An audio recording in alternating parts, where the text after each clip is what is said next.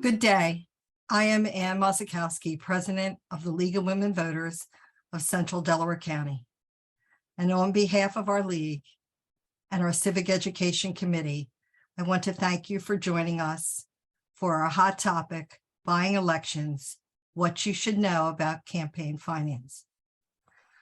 The mission of the League of Women Voters, a nonpartisan political organization, encourages informed and active participation in citizenship, elections, and democracy, and works to increase understanding of major public policy issues and to influence public policy through education and advocacy. Today's panel program will provide participants with greater insight and understanding of how political campaigns are paid for, how to find out who is providing the money, and what the consequences of this system are. Our program moderator is Kelly Kaufman of OpenSecrets, the nation's premier research group tracking money in U.S. politics and its effect on elections and public policy. Kelly is the OpenSecrets Outreach and Social Media Manager, and in this role, she will provide an introduction and demonstration about the OpenSecrets website on how to access those resources, which are available to the public, and help our members and voters track the flow of money in American politics. Joining Kelly on the panel are Taylor Giorno, OpenSecrets Money in Politics reporter, and Angela Couloumbis, investigative reporter, Money in Government and Politics with Spotlight, PA. We receive questions as part of the registration process, which we'll share with the presenters, but you can also put questions in the chat. Kelly? Well, thank you so much, Anne. We're really excited to be here. And so I work for OpenSecrets. We are a nonpartisan organization. And one of the questions that we got from some of the registrants is, Americans have concerns about where campaign money comes from and where it goes, and where can they get those answers. So I'm just going to share my screen just for a quick moment to go over the OpenSecrets website, which we believe is a great resource for anyone who would be able to who's interested in campaign finance and who wants to learn a little bit more about politicians, where the money's coming from, dark money, and a plethora more. So this is opensecrets.org. So we offer a plethora of research tools, news articles about campaign finance, and we are really proud of the work that we do at OpenSecrets. And for example, if you're wondering, I want to look at a specific donor, what's a donor that I would want to see who's giving to what campaign, or if there's any candidate. I already put in an example of Jeff Bezos as, someone that has plenty of money. And, as we have a donor lookup option on our site that's able to show where the money's going, and we can identify, yes, this is Jeff Bezos, founder of Amazon, and we can see the recipients that he is personally giving to, and we can see what candidate that is, what politician that is, and we find that this to be a wonderful resource if you're just curious about if there's someone even in your local community, or if you're looking for a big donor. We find the donor lookup is a great option to see a specific individual, to see how much they're donating. And you can look at the amounts, and you can look at whether they're giving to candidates, super PACs, outside groups. In addition, we also have the tool, let's see, 1 second here, of Get Local, which is, we find this is really helpful for, you want to look up federal campaign contributions by state. You can also look by your zip code. And we also have an opportunity to find your own representative if you don't already know who that representative is. So you can look up every state here. You can see Pennsylvania, you can see New Jersey, and what we like is it gives a good overview. If you're just starting to look into campaign finance, have some questions, there are some really accessible ways to be able to look at these options. So you can see it's a summary of the federal donors from the state, whether it's Democrats, conservatives, and you can see the amount of money that's flowing into your state as well. So we find this is very helpful if you're trying to look on a more local and state level, maybe for your federal candidates. This is helpful as well. And just so everyone knows, we track both federal and state data. Last year, we merged with the National Institute of Money and Politics, which tracks state data, and we also manage the website followthemoney.org if you're looking for more local and state level data. We're trying to have this all on opensecrets.org, but that is in process currently. A new tool that we have, and it's still developing, is our ballot measures tool, which, as you can see, we're still adding states here, but if you're looking for more ballot measures on the state level, this is us integrating more state level data on our website.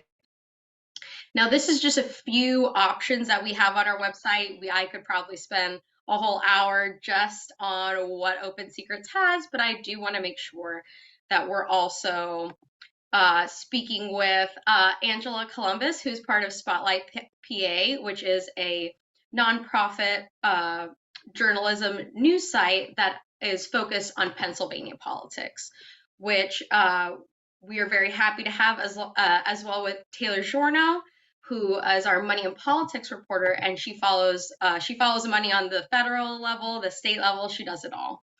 And then thank you for that question. For how frequently our database is updated, we generally follow the FEC upload. So that's usually after the FEC uploads, then our researchers go hard to work in getting that uploaded to the website. When you go on each page at the bottom, it should say when it's last updated. So that's generally following any kind of the federal or state rules on there. But first, I'd also like to introduce our two panelists today. Thank you so much for coming. We're very excited to have you. And I just wanted to start, let's talk about the campaign finance landscape. We're seeing the proliferation of outside money, PACs, dark money, and how do you think that's influenced the campaign finance landscape? How has that changed both, in Pennsylvania, but also on the federal level? Angela, would you like to start? Sure, absolutely. Hi, everyone, and thank you so much for having me here today. I'm really excited to talk about this topic. The one thing that I think is really important to know about Pennsylvania, and when you're talking specifically about statewide and local elections, is that there are, under state law, there are no limits on the amount of money a person or a PAC can give to a candidate. And that creates this really, really unique landscape in Pennsylvania where you have these huge donations pouring in directly to candidates. There are benefits to that, and there are obviously drawbacks. The benefits being, the biggest benefit being is that it is easier to track if you are willing to brave the Pennsylvania Department of State's campaign finance website. So in that respect, and there have been over multiple legislative sessions efforts to try and rein in the amount of of campaign donations and how much you can give to a specific candidate or PAC over the years, and they haven't even gotten past, they haven't even gotten a hearing in the legislature. So there's really, that isn't about to going to change anytime soon. What's interesting in this, and I've been tracking in particular the governor's race in Pennsylvania, which, as you all know, features Attorney General Josh Shapiro and State Senator Doug Mastriano, who is the Republican, and Shapiro is the Democrat. And what I've seen in looking through campaign finance data, both in this last quarter and over the last year and a half, is sort of the rise of the mega donor in Pennsylvania. So there is outside spending, and I don't want to make it seem like there isn't, and sometimes that outside spending is significant. But what I've been noticing in particular in this race, is just these huge donations coming in, often from people who don't even live in Pennsylvania, who are mega donors either to the Democratic or the Republican Party, and they're giving big.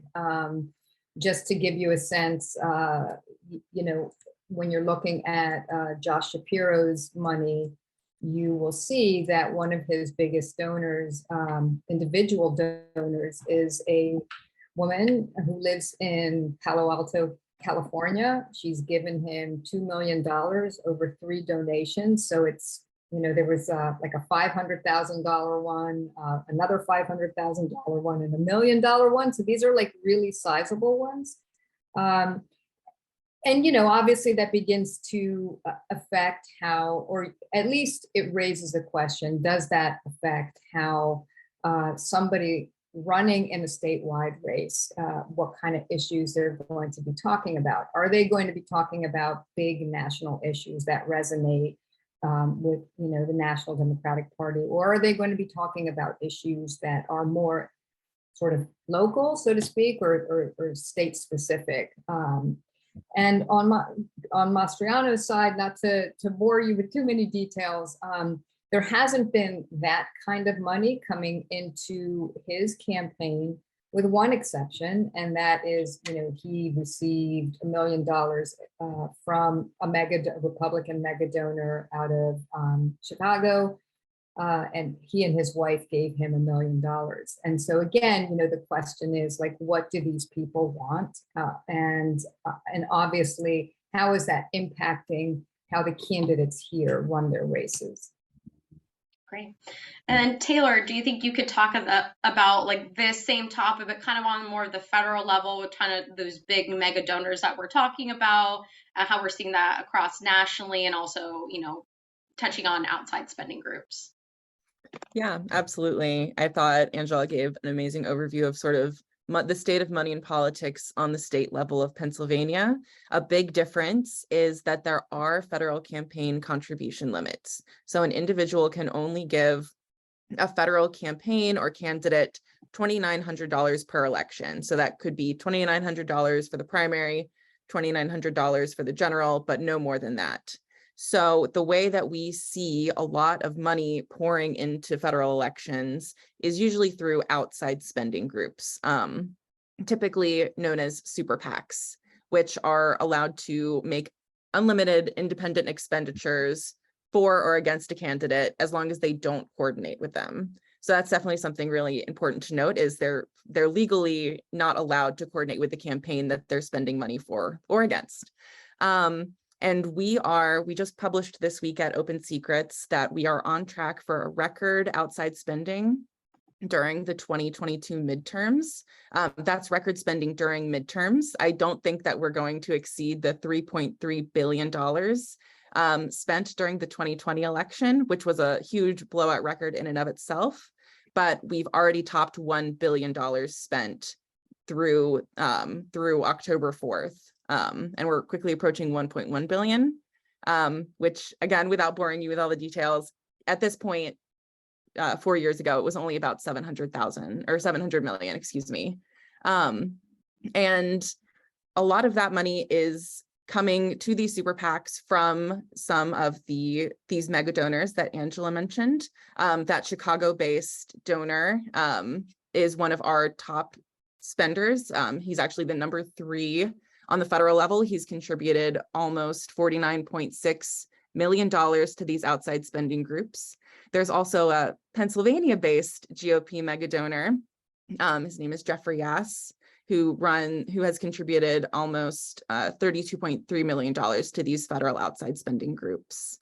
Pennsylvania, as some of you may know, is currently the race that has attracted the most outside spending so far this election cycle. Outside groups in both the primary and general election have poured over $1.7 million into the race. It's the only race so far that has broken $100 million. And that's because it is one of the seats that Republicans and Democrats are really fighting over. It's recently rated a toss-up race by the Cook Political Report. And we've seen that the 2 top spending groups during the general election are the super PAC arms of Democratic and Republican leadership on the Senate side. So it's attracting a lot of money because it's a high profile race that could determine control of the US Senate. Yeah, and that's a great segue for my question for Angela. When we're looking at the Pennsylvania Senate race, what kind of trends are we seeing here? Is there anything that you find notable about this race, considering how much money is being poured into this? Like as Taylor mentioned, it is a toss-up. It could determine the control of the Senate, but I was wondering if you had kind of any other insights to that.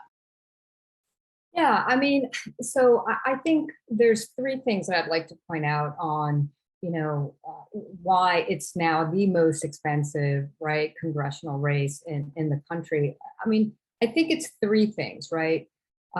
Obviously, Taylor said it better than me. I mean, it is the one of the most competitive Senate races in the country. It's also the only one where you have a retiring Republican, where Democrats feel that they have a real shot at flipping that seat. And obviously, even in a year when, when it's not a really hyper political year like this one, US Senate seats are precious and they just attract a lot of money and outside money. But two, one of the other reasons that people really don't like to talk about, or maybe they do, is Pennsylvania has expensive media markets. I mean, Philadelphia is one of the most expensive media markets in the country. It costs a lot of money to advertise on television. And that means that, the candidates have to raise a lot of money. And obviously, because at the federal level they're limited, they get the boost and the help from these outside groups. In the end, I don't know if Pennsylvania's is going to end up being the most expensive race on record, but I do think that one of the the reasons why it has attracted so much money is just because the sheer amount that it costs to advertise in the state. And obviously it is a hugely impactful year, and Pennsylvania is a battleground state. I've read so many stories that have been written by outside of Pennsylvania outlets, which keep calling Pennsylvania sort of the heartbeat of the political landscape this year. And what happens in Pennsylvania, it might end up being a harbinger of what's going to happen going forward in the 2024 election. And Taylor, is there anything else that you wanted to add to that? Yeah, I just wanted to also sort of shout out the other toss-up races. We found in our piece that 4 of the top 5 races that have attracted the most outside spending during the general election are considered toss-ups. So there's Pennsylvania, but there's also Georgia, where Senator Raphael Warnock is running against Herschel Walker, Nevada, where Senator Catherine Cortez Masto is running against Adam Laxalt, former Attorney General, and then Wisconsin, where Ron Johnson is defending his seat. And they're all considered toss-ups, and they've attracted the most money in terms of outside spending. So. And then, so Angela, in Spotlight PA, you recently wrote an article with your colleagues about Josh Shapiro and how much is he spending. And could you talk about going back to the gubernatorial race and kind of what's the spending looking like there? Any kind of trends that we're seeing? Anything that you want to highlight for our audience? Right. I mean, the biggest takeaway is that Josh Shapiro is outspending Doug Mastriano by tens of millions of dollars. And there are a lot of reasons for that, and I'm happy to get into them. But I think what's been interesting in looking at the latest campaign finance numbers, which capture the snapshot of the last 3 months, is that Josh Shapiro raised a record amount of money, not just for the quarter, but now if you look at the full amount that he's raised since his announcement for governor, that's almost 43 million, and that has shattered the previous record that was held by Governor Ed Rendell when he ran for governor back in 2002, and you know, it's almost not even an apples to apples comparison, because Rendell also had a primary in that election, and in this election, Josh Shapiro did not have a primary opponent. So he has spent a lot of money. The bulk of that money that he has raised, he has spent on advertising or, you know, the consulting advice with various firms. And you have seen him sort of do this blanket across the state television advertising campaign that, I mean, people who study politics and have followed these races going back far further than I have say they haven't really seen anything quite like that at the gubernatorial level. And we're still 6 weeks out from the election. And so it is conceivable that the price tag of what Josh Shapiro is going to send is going to go up by 15 or you know, even $20 million. On the flip side, again, Doug Mastriano has either chosen or has been pressured because of lack of money into running a very non-traditional campaign. He's now just cutting his first ad. We'll see what it's going to say and where it's going to run, and how much he's intending to spend on it. But he doesn't have a lot of money in his campaign at the moment. And so I think that has restricted him in terms of getting his message out. But, you know, lest anyone, you know, say that I've skipped over this, he clearly, he and his campaign have chosen to not engage with mainstream media, not talk to reporters, and that too is, I think, fundamentally works to his detriment, because if you don't have money to advertise on television, the next best thing is to get your message out through print media. And that just hasn't been happening in Pennsylvania. Great. And then, yeah, we have a question from the comments, Angela, about if you could kind of share a figure on the cost of a TV ad, you know, maybe if it's an average or if there's an example that you could give, that would be great. So I saw one that it depends where it runs, right? If it's a statewide, we're talking, you know, millions of dollars. If you're only advertising in very specific media markets, you know, you could maybe get away with, you know, a couple $100,000. But generally speaking, you know, I know that Josh Shapiro has spent hundreds of millions on, you know, an ad that has run statewide. And, you know, it's the kind of money that makes your eyes roll back into your head, because you think, my goodness, this is why it's so difficult to, if you're just you know, a person who wants to run for these offices and has a really good resume, but, you know, may or may not have the campaign infrastructure, you know, fundraising infrastructure, it's impossible to compete for that kind of money.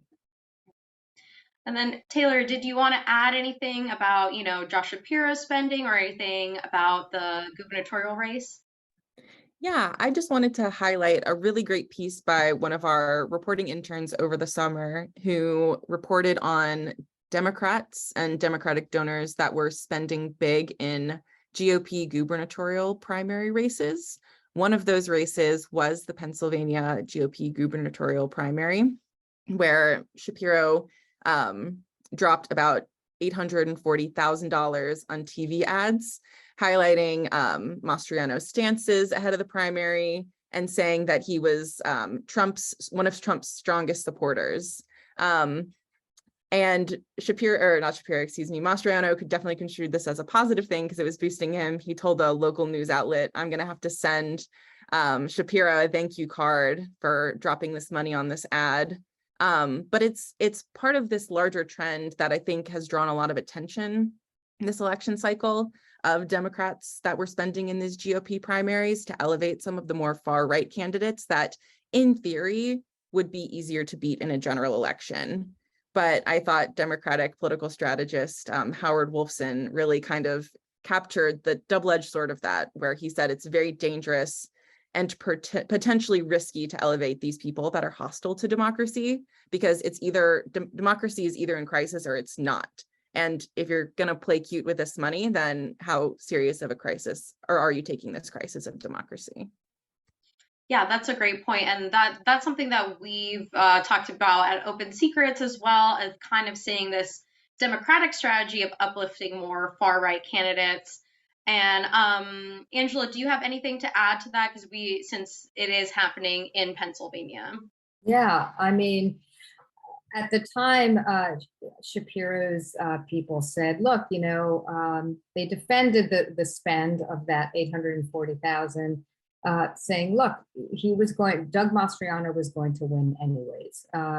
We just figured that we would get ahead of the curve and start going after him, for his positions on things. Having said that, I think that the candidates who do that definitely need to be pushed harder on why they're doing it, and to explain why they're gambling with these types of outcomes and trying to manipulate, so to speak, outcomes, because that's really the biggest criticism here, is that you're gambling with democracy, and you're potentially you're using your money to really affect how people are going to end up voting, right? And prevent the best candidate, in this case, on the Republican side, from winning. Because if you look at the ad itself, I mean, it touched on all of the themes that I think people were saying would resonate with Republican voters who are coming out in the primary. It said Doug Mastriano wants to ban abortion. It said Doug Mastriano wants to end mail ballots, which are hugely popular with voters, on the Democratic side, definitely, and have been a target of Republicans, both in the state and nationally. So, and, the ad went on to say that, Doug Mastriano is the biggest supporter of Donald Trump. So I think that there are fair questions to be asked there. And I think candidates should be pressed more to explain, why they're, well, I guess not why, obviously why they're doing it, but whether they feel what they're doing is really taking a gamble with democracy and how campaigns should be run. Okay. And then we have a question in the comments as well. If you both could kind of talk about, we're seeing millions of dollars pour into races in Pennsylvania. Could we kind of compare, these large donors compared to small donors? Are we seeing smaller donors give to any campaigns compared to these like larger mega donors? Yeah, I can definitely take this on the federal side. So in the Senate race, well, one of the things to caveat this with is we only have fundraising data through June 30th, because the primary was prior to that third quarter or second quarter Federal Election Commission filing deadline. We're actually not going to have most of the general election fundraising data until campaigns are required to file those third quarter reports on October 15th. So as soon as we have that data, it will be going up on our Open Secrets website, and I highly encourage you guys to check it out then. But I can speak to how much these campaigns have raised from small donors, large donors, and PACs through that date. One of the things that we saw is that John Fetterman was through that June 30th date out raising Mehmet Oz, star of the Dr. Oz show, his GOP opponent. Fetterman raised about $25.8 million, and $15.1 million of that came from small donors that contributed less than $200. So that's about 58%. Large individual donors, so anybody that gave $200 to that $2,900 federal contribution cutoff mark I mentioned is considered a large individual contributor, and they've given about $10.4 million, so about 40%. He's gotten less than 2% from PACs, and he hasn't contributed any of his own money to his campaign. Dr. Oz, or Mehmet Oz, on the other hand, has reported raising almost $19 million through June 30th. Most of that money, about $14.3 million, came from the candidate himself. So Mehmet Oz loaned his campaign about $14.3 million through June 30th. Through that date, he only raised about $790,000 from small donors that contributed less than $200, or about 4%. And he got about $3.2 million from those large individual donors. So there's through around the primary, there was a lot more small dollar support for Fetterman, and Oz was really sort of bankrolling a lot of his own campaign or taking more contributions from larger individual donors. And that's something you guys are in, or Delaware County is in the 5th congressional district, I believe, right? Yeah. So we can also sort of talk about Mary Scanlon, who's the incumbent representative. Again, through June 30th, had raised a lot less money than the Senate candidates, which is pretty typical. House candidates, our data show, raise a lot less money overall than Senate candidates. But she's raised about $1.4 million, mostly from large individual contributors, about $550,000, no self-financing. And then the person that she's running against, we don't have a lot of data on him. His name's David Galuk. But let me see. Yeah, he's raised about 86% of his $440,000 from large individual donors. So there's a little less small individual contribution coming into these races, and a lot more of the large individual donors contributing in Pennsylvania's 5th congressional district. Although again, that could change when we get our 3rd quarter filings. Yeah, and Angela, do you have any comparisons as well between large and small donors? Yeah, so let's start with the easy one first, right? If you look at Doug Mastriano's money prior to this last campaign finance report, which came out last week, you will see that his largest individual donation was $100,000, and that most of his probably over 60% of his donations were $500 and under. And there were a lot of them. We are actually now at Spotlight starting to, and hopefully we'll have this up soon on the website, we're starting to map where the money is coming from, both in Pennsylvania and outside of Pennsylvania. And from what we've seen so far, a lot of the smaller donations that Mastriano has received are from, not surprisingly, more conservative areas of the state. And there's actually very little money coming from Philadelphia and its suburbs, where he's had trouble attracting sort of traditional Republican support. So with the exception, to sort of put a period on that, with the exception of the $1 million that we saw in these last 3 months from the big mega donor out of Chicago, most of Mastriano's donations have been small ones.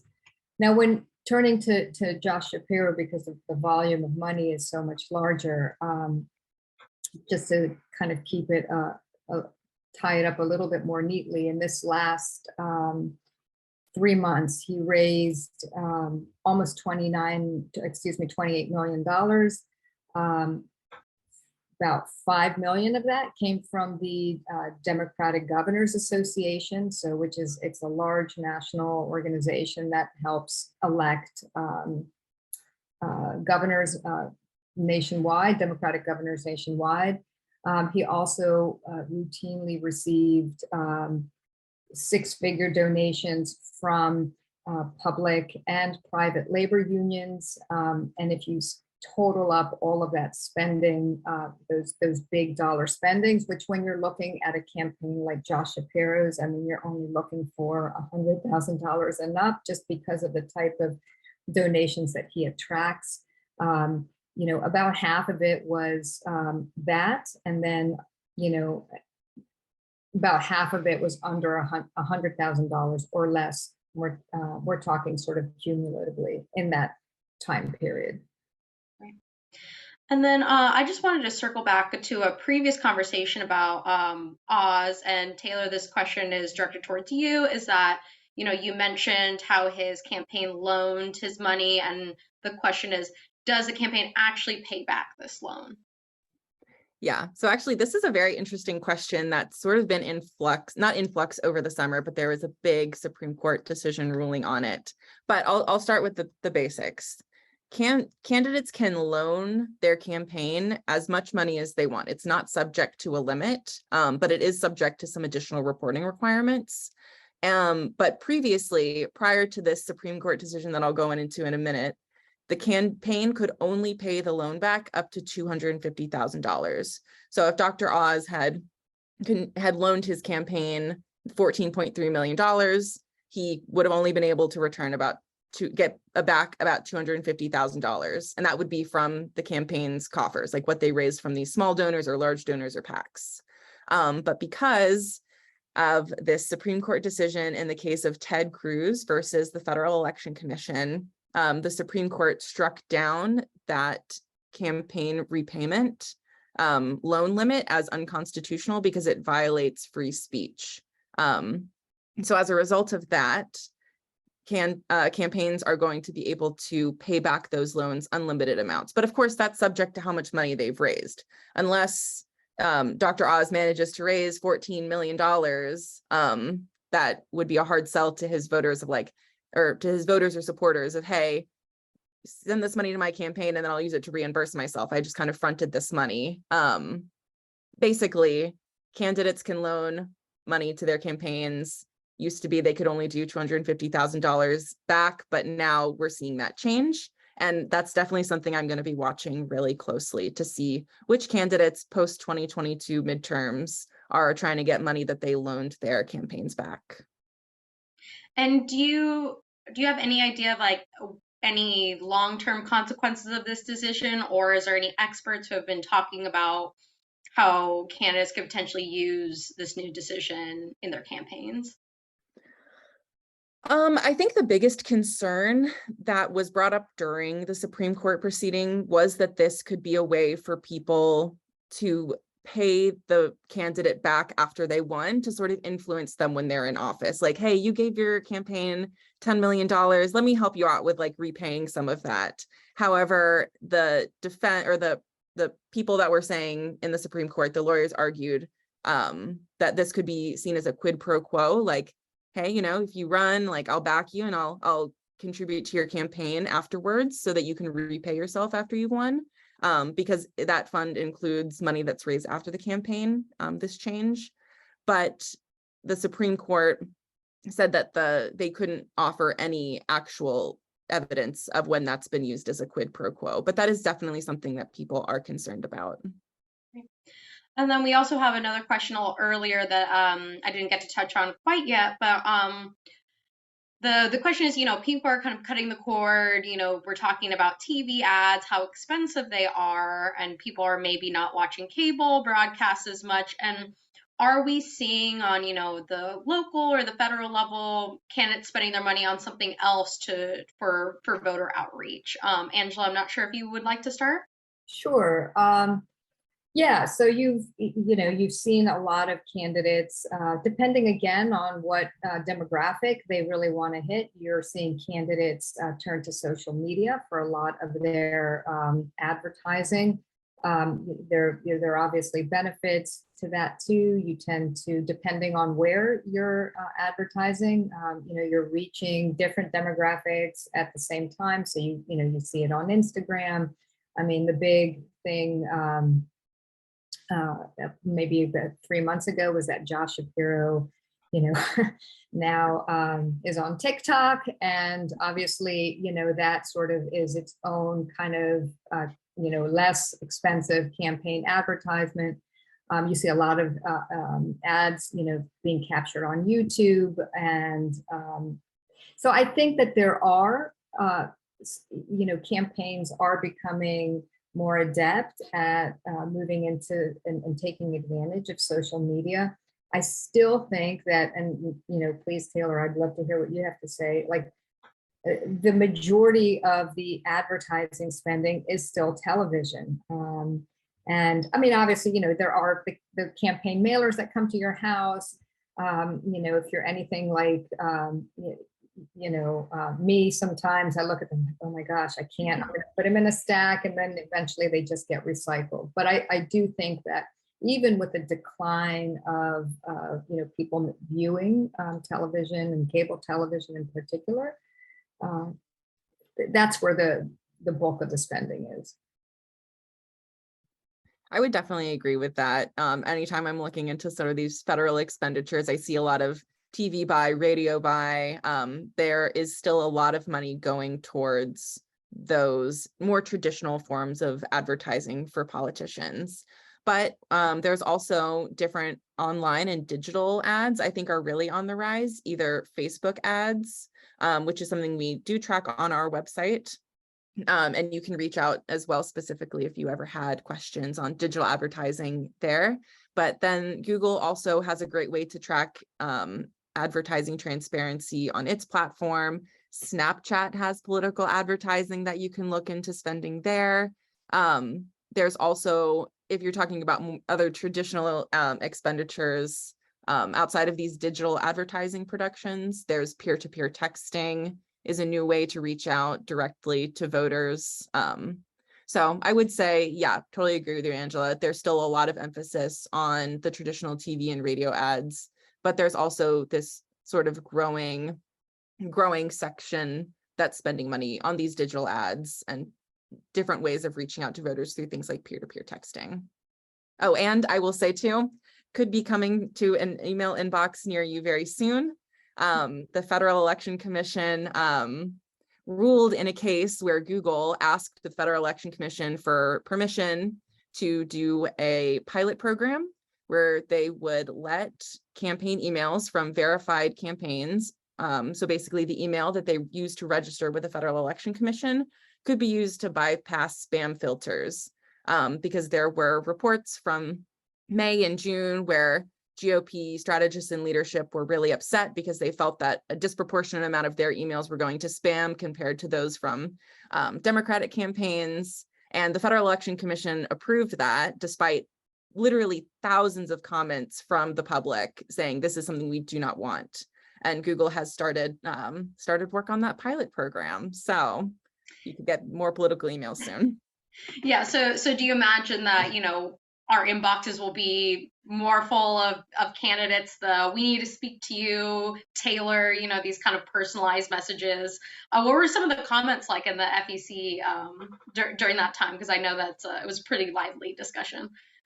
There were a lot of comments that were probably not fit to repeat in public, but it was mostly just a lot of people expressing their extreme displeasure with the fact that they felt like these campaigns were getting special permission to slide into their inbox when they hadn't signed up. I will say you are allowed to manually mark an email as spam, but when there are hundreds of campaigns out there that could potentially get their hands on your email through political data brokers, which is something we also reported on this spring. There are groups on both the Democratic and conservative side that specialize in buying lists of voter or donors and their email addresses or supporters from campaigns, curating them to specific certain donors. So you could target people from a specific age group in a specific area of the country. Basically, campaigns will purchase that from them for about 5 cents an email. So you could not sign up for an email from X candidate, but you could be on a list that they purchased from one of these data brokers. And that's a great segue, because we want to talk about campaign finance reform. It's like, is there anything that we're really seeing? This was a question we got with our registrants that I'd like you both to answer is, what is the future of campaign finance reform? Are we seeing any changes? And yeah, as Anne said, it's like, what are the possibilities for meaningful reform? Or, what are the challenges? Angela, would you like to start? Sure. I like I said earlier, there have been bills that have been introduced in the 2-year legislative session going back,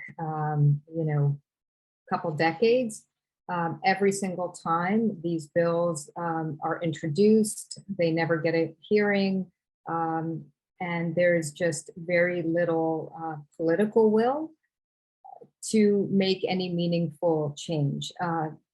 Just to dig a little deeper, a lot of these bills, I mean, they have variations, but one of the key things that they would do is that they would place campaign limits or monetary limits on how much people can donate to a campaign. As we said before, there aren't any in Pennsylvania. It would make clear that there would be a ban on using campaign money for personal use. Right now, one of the quirks in Pennsylvania's campaign finance law is that candidates can spend on anything that, quote, influences the outcome of an election. And Spotlight PA did a whole big series on this back in 2019, where we found that, I mean, people were going to Europe and they were, paying for, gym memberships, because they were paying for clothing. They were just, these lavish dinners. So, there have been efforts in legislation to, rein that broad definition in to make spending much more tailored to actual campaign expenses. But unless, the legislative leaders put their backing behind it and their muscle behind it, and the governor, it's just not going to happen. And we haven't seen that in several decades in Harrisburg.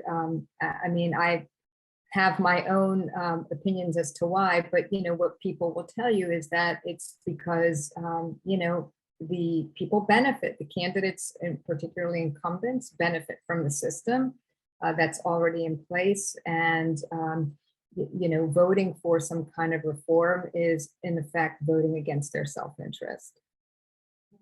And then Taylor, can you just speak to that also on the federal level? There was recently the Disclose Act, if you wanted to kind of go over that for our audience. Yeah, I'm sure you guys read about the Disclose Act, which, among other things, touches on sort of this topic of dark money that you guys may have heard about, which basically the Disclose Act, among other provisions, really sought to force these dark money groups that contribute over $10,000 to disclose who their donors are. Because at present, a lot of the dark money groups that are donating to mostly these super PACs that can receive unlimited money, the paper trail sort of ends with their name, because as 501c4 social welfare organizations, they are not required typically to disclose who their donors are. Although our investigations and editorial manager, Anna Masolia, does an amazing job at following the money to finding out who some of those big donors are. That failed, but it's failed every year since 2012, since Sheldon Whitehouse first introduced it. So in terms of the possibility for meaningful campaign finance reform on dark money, that seems to be very much not on Congress's priority list right now. I will also say, before I talk about gridlock in the Federal Election Commission, which is something I'm keenly interested in, OpenSecrets doesn't really advocate for any points as a nonprofit or any specific avenues of campaign finance reform, but we are very interested in promoting transparency. And I think a lot of recent decisions by the Federal Election Commission, not just within this election year, not just within the last election cycle or even the last two, have really not lended themselves to enforcing some of the laws that are intended to protect transparency. So, for example, I'm not sure if anybody here is a Daily Beast reader. The Federal Election Commission, actually, no, sorry, I'm getting ahead of myself. FEC gridlock. there's 6 commissioners on the Federal Election Commission. There's 3 Democrats, or 3 that are appointed by Democrats or identify as Democrats, and 3 Republicans. And it was set up that way in an effort to force them to compromise. But what we've seen really since 2008 from some of the sources that I've been speaking to is that has been a mechanism for one party to essentially block moving forward on complaints that people make to the Federal Election Commission. Because in order to move forward with a complaint or an advisory opinion, it requires a 4-vote majority among those 3-3 split. And that is something that has really plagued the Federal Election Commission. And Commissioner Ellen Weintraub, who was the chair 3 times, has really sort of taken to the strategy of publicizing when these deadlocks happen, because people can still pick them up, private citizens like Campaign Legal Center, for example, based out of Washington, D.C., and bring litigation like to the court when the Federal Election Commission declines to give an opinion on it. Unfortunately, there's a new vice chair, and not unfortunately, I've met her, she's very kind, very passionate about her job, but she voted with the Republican commissioners this past week, last Friday, to dismiss a number of complaints that would have probed further into key issues like dark money and who behind funding some of these super PACs, soft money, and coordination between campaigns and super PACs, which, if you'll remember earlier, I said was not allowed. And unfortunately, because Dara Lindenbaum voted with the Republican commissioners to dismiss these cases, there aren't really as many avenues forward. So that kind of blocks Commissioner Weintraub's strategy of, if the Federal Election Commission declines to take these cases further or complaints, it does take it out of the hands of public citizens as well in some ways. But I also would say, it's not all their fault. These people are very committed to their jobs. They're very passionate about campaign finance reform in one way or the other. It's also just a very under-resourced agency. They get a lot of complaints, especially since the outside spending has just skyrocketed since the 2010 Supreme Court decision in Citizens United. And basically, I was reading one of their Inspector General reports this spring, and it cited one of their top 5 issues as just they don't have enough resources in order to actually enforce a lot of the issues that come across their desk. Which, last thing I'll say, sorry, I could nerd out about the FEC forever.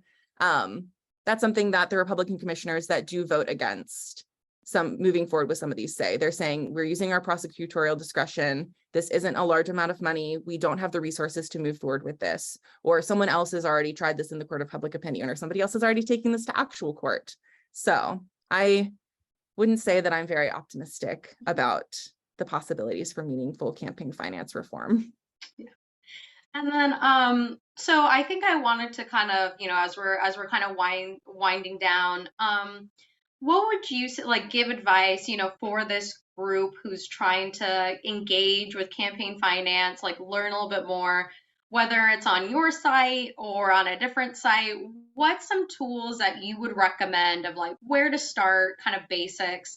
Angela, I know that Spotlight PA has some guides for, the Pennsylvania elections, if you want to highlight that, or if there's anything else, any kind of tools that would be great for this group. Yeah, so Spotlight has now a new election center on the website where people can go to learn about the candidates themselves, their positions on individual issues. And it also has stories on some of their donors and their spending in the campaign. And it's better than the Department of State's website, but it is not fully complete yet. There is in our stories, you can click and actually look through donors to both Josh Shapiro and Doug Mastriano, because our focus has primarily been the governor's race.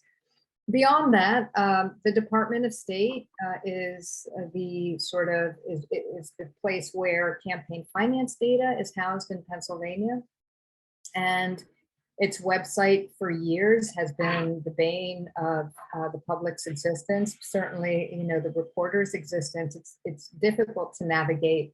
Shockingly, it has become a little better, but So I think the first tool, what we do when we get these reports, and some candidates, if you can believe this, still file on paper, which is, leads to delays in the data becoming available.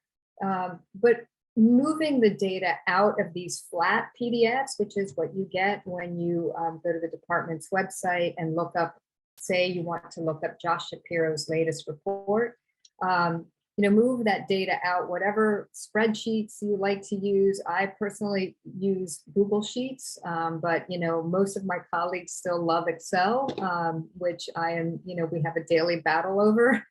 But move that out of these flat PDFs and try and put them in a sheet that you can manipulate in terms of figuring out who the largest donors are. You can sort them by where are they coming from California? Are they coming from Florida? You can sort them by that, just to have a sense of the money coming in. And you can get a very quick snapshot just by looking at the top sheet of any candidate's campaign report, and that top sheet lists the amount of money that they've raised in that period, and also their spending. And my tip is always to, well, three things. Always look at their spending when you can. Dig into their spending, because there's great nuggets there that sometimes give you a sense of how the campaign is moving and where it's going.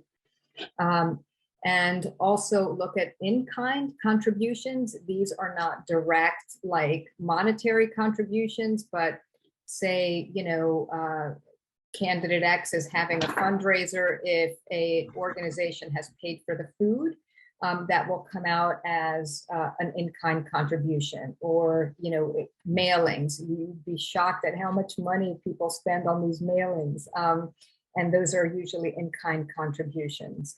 And the last thing that I would say that is also really important to look at, even though we've had this conversation that outside spending, which is called independent expenditures in Pennsylvania, even though that's not quite as robust as it is at the federal level, the Department of State on its campaign finance website has a separate link for that. Make sure to go in there. It's messy, but it is really eye-opening to see the groups that are spending money on these candidates. Definitely. Yeah. I think it's so important to see the kind of outside spending groups to see how that's affecting you on a local level. Taylor, what are your tips and tricks? I'm sure you have a few. Yeah, I mean, I just want to shout out, of course, OpenSecrets and Follow the Money, because it does take a lot of those big spreadsheets that Angela was talking about that you can manipulate yourself.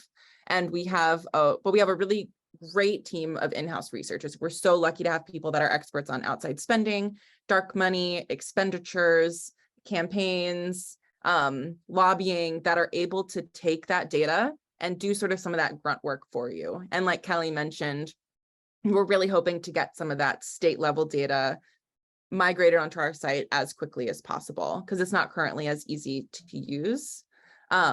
But yeah, I would definitely recommend that is one of your first places to check. If you get a mailer from a group that you don't know anything about, if you're like, oh, who is this? One of the big spenders, for example, in the GOP primary was this group called Honor Pennsylvania. They really wanted Dave McCormick to beat Mehmet Oz in the primary.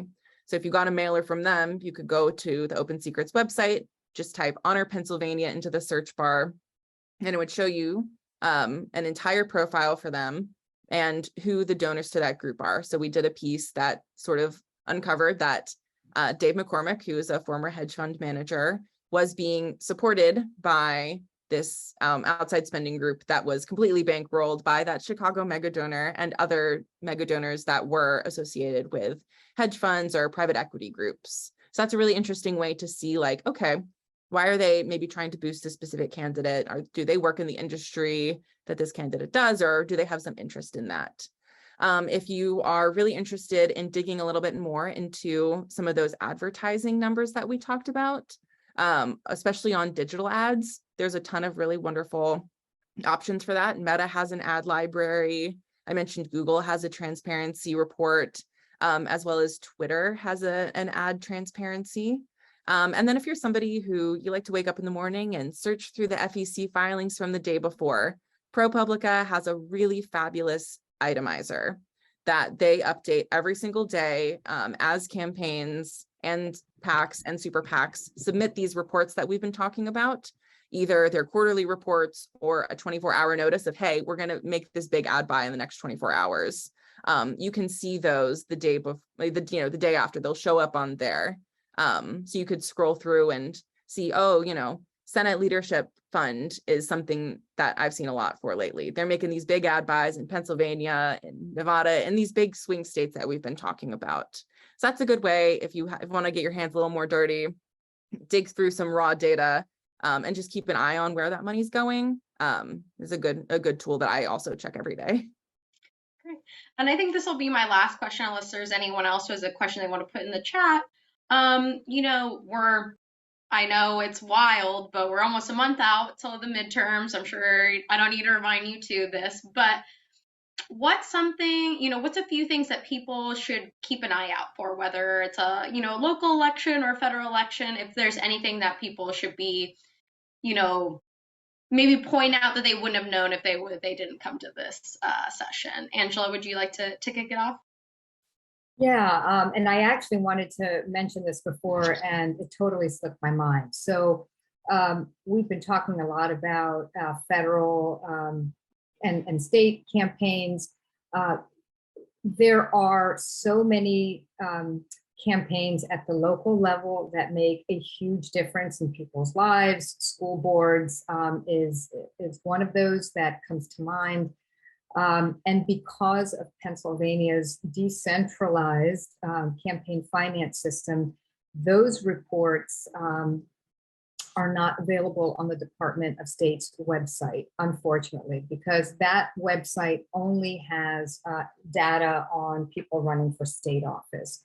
So the good news is that there is a place you can go to get those. The bad news is that it's not easy to get, and I encourage people, particularly now, since 2016, all of these local races have become highly politicized. Always try and look at the money in those races.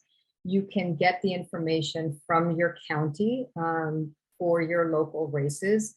The problem is that, with the exception of 3 counties, and I'm going to put a link here soon in the chat to a story that we did about this, with the exception of 3 counties in Pennsylvania, and I think Allegheny is one of them,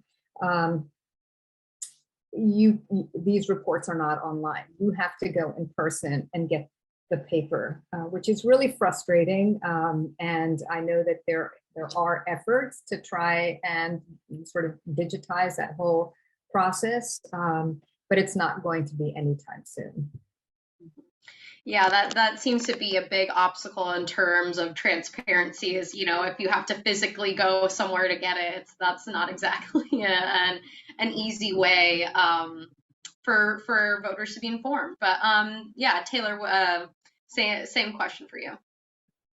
Yeah, mine is, I just wanted to highlight this report that Kelly worked on with me yesterday, so she may know about it, which is just that OpenSecrets ran the numbers on sort of fundraising along race and gender lines during the end, like basically candidates going into the primary, after their primaries, going into the general election, is their equal fundraising across these sort of demographic divides. And we just released a piece yesterday that shows that Black women and Latinas are raising less money than their other federal counterparts. And it's a really interesting deep dive that sort of gives hard numbers to something that we talk about a lot of times, where it's harder for women, especially women of color, to raise money. So I really just wanted to highlight that and encourage everybody to go check it out. And I can drop it in the chat now. Well, thank you so much, everyone, for all your great questions. We really appreciate Angela and Taylor for being here and offering such great resources.